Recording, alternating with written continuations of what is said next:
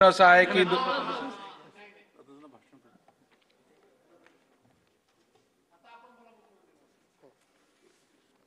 महोदय, दोन्ही सभागृहाच्या संयुक्त समितीच्या प्रतिवृत्तानुसार असलेले सन 2024 चे विधानसभा विधेयक क्रमांक 33 महाराष्ट्र विशेष जनसुरक्षा विधेयक 2024 संमत करावे असा मी आपल्या अनुमतीने प्रस्ताव मांडतो। अध्यक्ष महोदय, या ठिकाणी आपल्याला कल्पना आहे की हे जे काही विधेयक आहे हे विधेयक आपण डिसेंबरच्या अधिवेशनामध्ये सभागृहामध्ये मांडलं होतं आणि त्यानंतर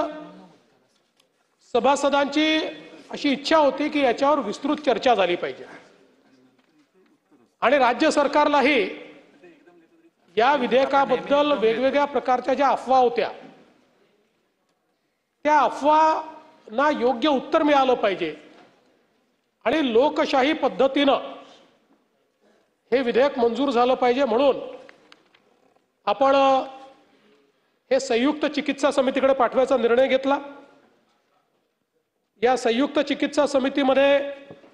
श्री चंद्रशेखरजी बावनकुळे माननीय महसूल मंत्री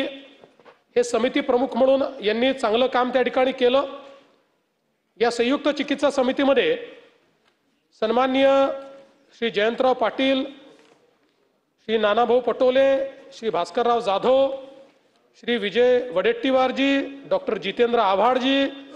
श्री दीपक केसरकरजी, श्री अनिल पाटीलजी, श्रीमती मनीषा चौधरी,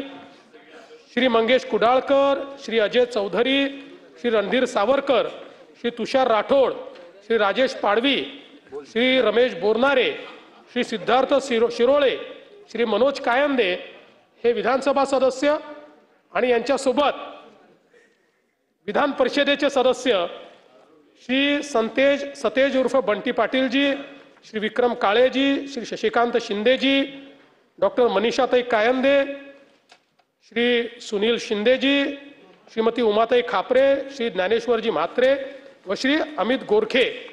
आणि त्याचप्रमाणे श्री अंबादासजी दानवे अशा प्रकारे या सर्व सदस्यांनी